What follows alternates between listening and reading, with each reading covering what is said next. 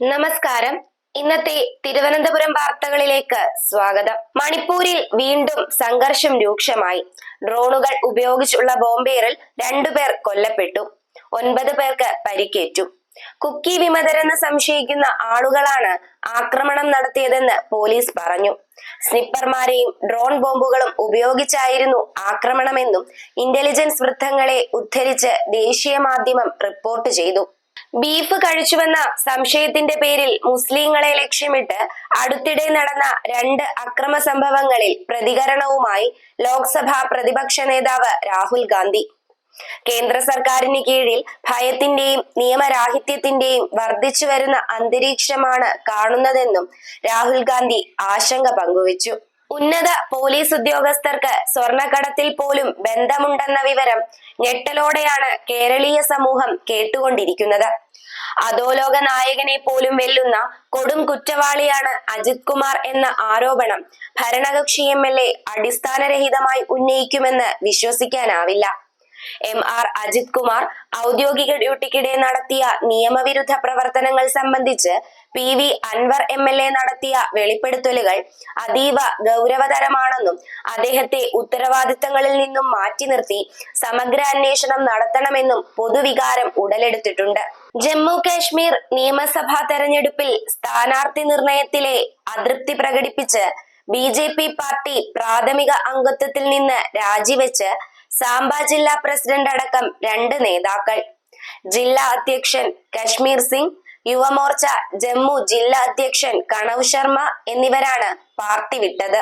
എണ്ണ വിപണന കമ്പനികൾ വില വർദ്ധിപ്പിക്കുമെന്ന് പ്രഖ്യാപിച്ചതോടെ വാണിജ്യ LPG സിലിണ്ടറുകളുടെ വില ഞായറാഴ്ച മുതൽ വർദ്ധിപ്പിച്ചു.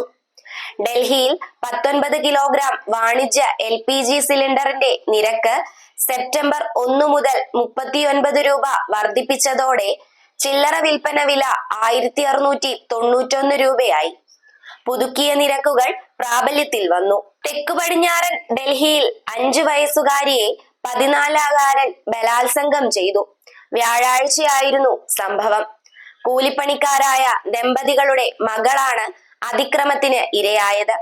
രക്ഷിതാക്കൾ ജോലിക്ക് പോയ സമയത്ത് കുട്ടി വീട്ടിൽ തനിച്ചായിരുന്നു.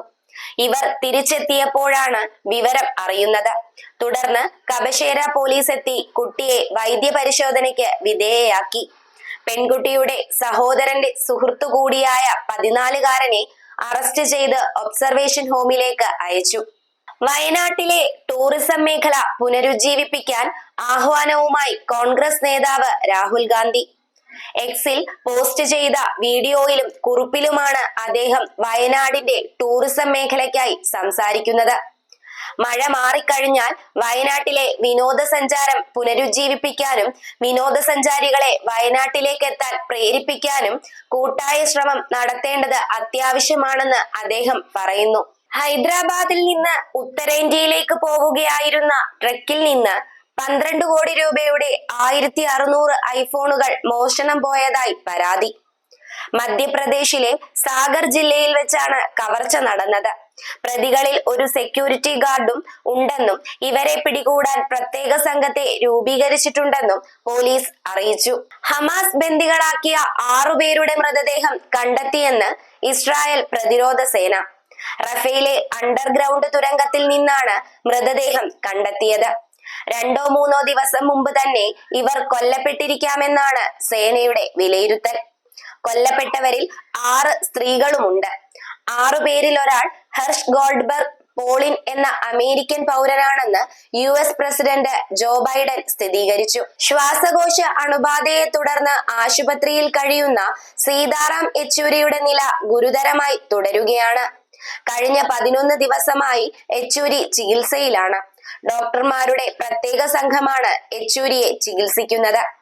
ശ്വാസകോശത്തിലെ അണുബാധയ്ക്കാണ് ചികിത്സയെന്നും വാർത്താക്കുറിപ്പിലുണ്ട്. ഈ മാസം വെള്ള, നീല റേഷൻ കാർഡുടമകൾക്ക് 10 കിലോ അരി വീതം ലഭിക്കും. ഓണം പ്രമാണിച്ച് കിലോയ്ക്ക് 10.90 രൂപ നിരക്കിൽ ലഭ്യമാക്കും. നീല കാർഡുടമകൾക്ക് അധിക വിഹിതമായാണ് അനുവദിക്കുന്നത്.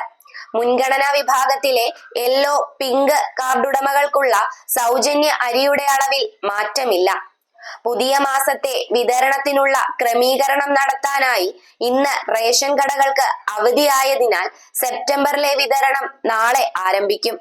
വിഴിഞ്ഞം രാജ്യാന്തര തുറമുഖ നിർമ്മാണത്തിന്റെ 2ാം ഘട്ടം ഉൾപ്പെടെ ശേഷിച്ച ഘട്ടങ്ങളുടെ നിർമ്മാണം ഡിസംബറിൽ തുടങ്ങാൻ പദ്ധതിയെന്ന് ബന്ധപ്പെട്ടവർ അറിയിച്ചു. ആദ്യഘട്ട കമ്മീഷനിംഗ് ഒക്ടോബറിൽ നടത്താനും ആലോചന. ഹോട്ടലിലെ മലിനജലം പൊതു ഓടയിലേക്ക് ഒഴുക്കിവിടുന്നത് അവസാനിപ്പിക്കണമെന്ന് നഗരസഭാ നിർദ്ദേശം ലംഘിച്ച ഹോട്ടൽ അടച്ചുപൂട്ടി. കരമന തളിയൽ റോഡ് ശ്രീ ഗണേഷ് ഭവൻ ഹോട്ടലാണ് നഗരസഭ അടപ്പിച്ചത്. മേയറുടെ നിർദ്ദേശപ്രകാരം നഗരസഭ ഹെൽത്ത് സ്ക്വാഡിന്റെ നേതൃത്വത്തിൽ പാതയോരങ്ങളിലും ജലാശയങ്ങളിലും മാലിന്യം തള്ളുന്നത് പരിശോധിച്ച് കർശന നടപടികൾ സ്വീകരിച്ചു വരികയാണ്. ഇതോടെ വാർത്തകൾ അവസാനിച്ചു. നന്ദി, നമസ്കാരം.